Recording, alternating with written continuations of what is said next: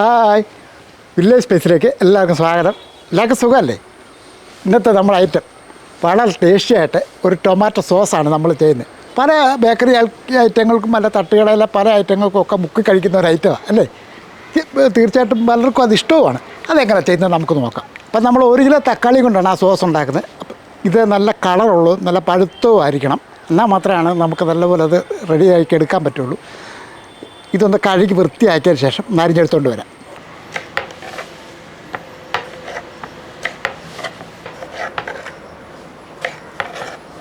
അപ്പം നമ്മൾ തക്കാളിയെല്ലാം ഇതേപോലെ അരിഞ്ഞ് വെച്ചിരിക്കുന്നത്. 1 കിലോ തക്കാളി ഉണ്ടായിരുന്നു, അത് മൊത്തം അരിഞ്ഞ് വെച്ചിട്ടുണ്ട്. അപ്പോൾ തക്കാളിയെല്ലാം അരിഞ്ഞ് നമ്മളൊരു ചീനിച്ചട്ടിക്കകത്ത് വെച്ചു. ഇനി അടുപ്പൊന്ന് കത്തിക്കട്ടെ. ഒരു 3-4 വെളുത്തുള്ളി ഞാൻ 2ആയിട്ടൊക്കെ മുറിച്ച് വെച്ചിരിക്കുന്നതാണ്. ആ വെളുത്തുള്ളി അങ്ങോട്ട് ഇട്ട് കൊടുക്കുക. ഒരു കഷ്ണം കറുവാപ്പട്ട, ചെറിയൊരു കഷ്ണം, ഒരു 3-4 ഗ്രാമ്പു അതുകൂടെ അങ്ങോട്ട് ഇട്ട് കൊടുക്കും. നമുക്കിത് കുറച്ച് വെള്ളം കൂടെ അങ്ങോട്ട് ഒഴിച്ച് കൊടുക്കും. ഒരു 1/2 ഗ്ലാസ് വെള്ളം ഞാൻ ചേർത്തിട്ടുണ്ട്. ഈ തക്കാളിയെല്ലാം ഒന്ന് വെന്തെടുക്കണം. ഇനി നമ്മൾ ഒരു സവോളയുടെ പകുതി, ഒരു ചെറിയ സവോളയാണ് ഞാൻ 2ആയിട്ട് മുറിച്ച് അതുകൂടെ അങ്ങോട്ട് ഇടുകയാണ്. അതുവിട്ട്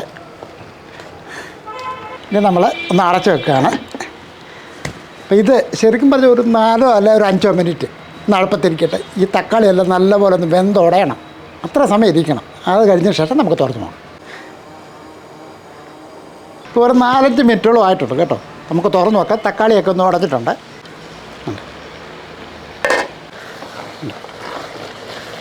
അപ്പോൾ തക്കാളിയൊക്കെ നല്ലപോലെ ഒന്ന് ഉടഞ്ഞ് വെന്തിട്ടുണ്ട്. നല്ലപോലെ വെന്തതിന് ശേഷം ഇതങ്ങ് നിർത്തുക.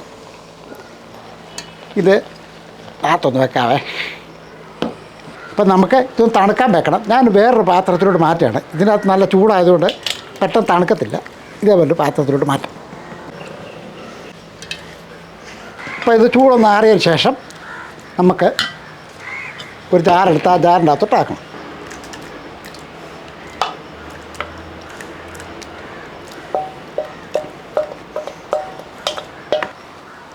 ഇനി ഇത് നല്ലപോലെ അരച്ചോണ്ട് വരണം.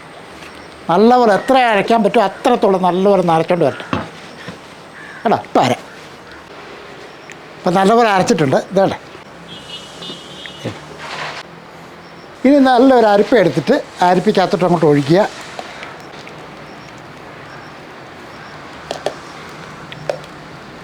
കുറേശ്ശെ ഇട്ട് ഒന്ന് അരിച്ചെടുക്കുക. അപ്പോൾ ഇതേപോലെ നല്ലപോലെ ഒന്ന് സ്പൂൺ കൊണ്ടുമല്ല ഇങ്ങനെ ഒന്ന് ഞെരടി കഴിവതും എടുക്കാവുന്നത്ര എടുക്കുക എന്നുള്ളൂ. വേണ്ട. അപ്പം നമ്മൾ ഇപ്പം നല്ലപോലെ അരിച്ചെടുത്തിട്ടുണ്ട്. അപ്പം നമ്മൾ ഇതിനകത്ത് ഒരല്പം വെള്ളമായും കാണും. അപ്പോൾ നമ്മൾ ഒന്നുകൂടെ അടുപ്പത്ത് വെക്കുകയാണ്.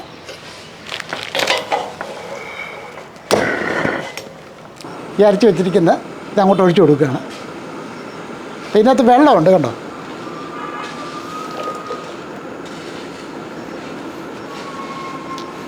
ഇനി ഇതിനകത്തോടെ നമ്മൾ കാശ്മീരി മുളക് പൊടി, ഞാൻ ഒരു 1/2 ടീസ്പൂണ് കാശ്മീരി മുളക് പൊടി ഇടുകയാണ്. കാര്യം നല്ലൊരു കളറും ഒക്കെ കിട്ടും.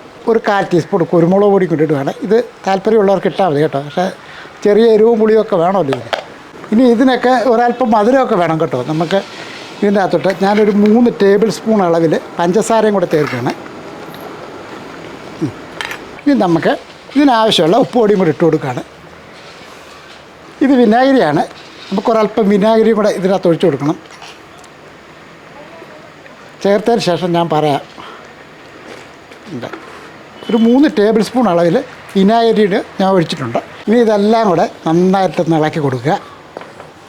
കാരണം ഈ തക്കാളിക്കകത്ത് നേരത്തെ നമ്മൾ അരിച്ച് വെച്ചിരിക്കുന്നതിനകത്ത് വെള്ളമുണ്ട്. ആ വെള്ളം ഒന്ന് മാറണം. ആ വെള്ളമൊക്കെ ഒന്ന് മാറി വരണം.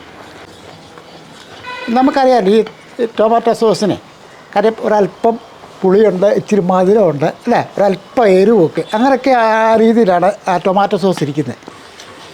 നമ്മുടെ ടൊമാറ്റോ സോസൊക്കെ ദേ നല്ലപോലെ കുറുകി വരുന്നുണ്ട്. അടുപ്പൊക്കെ നിർത്താം. ഇപ്പം നല്ല ചൂടല്ലേ, തണുക്കട്ടെ.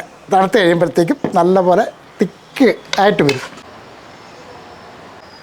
അപ്പം നല്ലപോലെ തണുത്തതിന് ശേഷം നമുക്കൊരു കുപ്പിക്കകത്തോട്ട് മാറ്റാം. ഞാൻ വേണ്ട ഈ കുപ്പിക്കകത്തോട്ട് ഒഴിക്കുകയാണ്.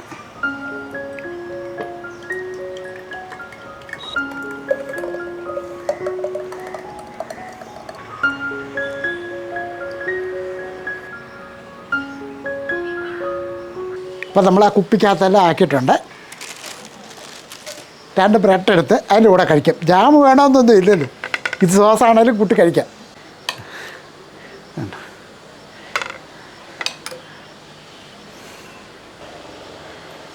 അപ്പോൾ സോസ് കൂട്ടി ഇച്ചിരി ബ്രെഡാ കഴിച്ചാലോ. ഇച്ചിരി ടൊമാറ്റോ സോസ് ബ്രെഡിൻ്റെ അകത്തോട്ട് പുരട്ടിയിട്ട് അങ്ങോട്ട് കഴിക്കാന്നുള്ളതേ ഉള്ളൂ അല്ലേ. കാര്യം അത്തിരി അല്പം മധുരവും ഇച്ചിരി പുളിയും നേരിയ രീതിയിലുള്ള എരിവും ഒക്കെ ഉണ്ട്. അപ്പോൾ തീർച്ചയായിട്ടും നല്ലൊരു കോമ്പിനേഷൻ തന്നെ. ബ്രെഡോ കട്ട്ലേറ്റോ ഒക്കെ ആണെങ്കിലും എന്തിൻ്റെ കൂടെ വേണമെങ്കിലും കഴിക്കാം.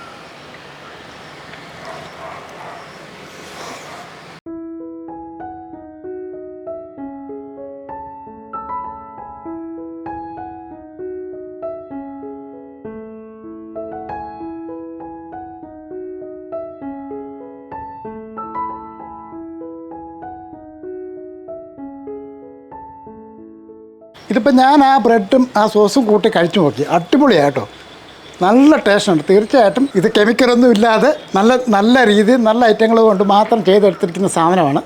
അപ്പോൾ തീർച്ചയായിട്ടും ഒരു 3 ആഴ്ച അല്ല ഒരു 4 ആഴ്ചയെങ്കിലും നമുക്കത് ഉപയോഗിക്കാം. 4 ആഴ്ച ആവശ്യത്തിനെടുത്ത് ഫ്രിഡ്ജിൽ സൂക്ഷിച്ചാൽ മതി. അപ്പോൾ ഇതേപോലെ അടച്ച് ആവശ്യത്തിന് എടുത്തിട്ട് ഇതുപോലെ അടച്ച് ഫ്രിഡ്ജിലോട്ട് അങ്ങ് വെക്കുക. ഇനി ഒരു കാര്യം കൂടെ, നമ്മുടെ ചാനൽ സബ്സ്ക്രൈബ് ചെയ്യണമെങ്കിൽ സബ്സ്ക്രൈബ് ചെയ്തേക്കണം, ലൈക്ക് ചെയ്യണം, ഷെയർ ചെയ്യണം, കൂട്ടത്തിലെ ബെൽ ബട്ടൺ മറക്കാതെ അമർത്തിയേക്കണം കേട്ടോ. വേറൊരു വീഡിയോ ആയിട്ട് നമുക്ക് പെട്ടെന്ന് വരാം. ബൈ.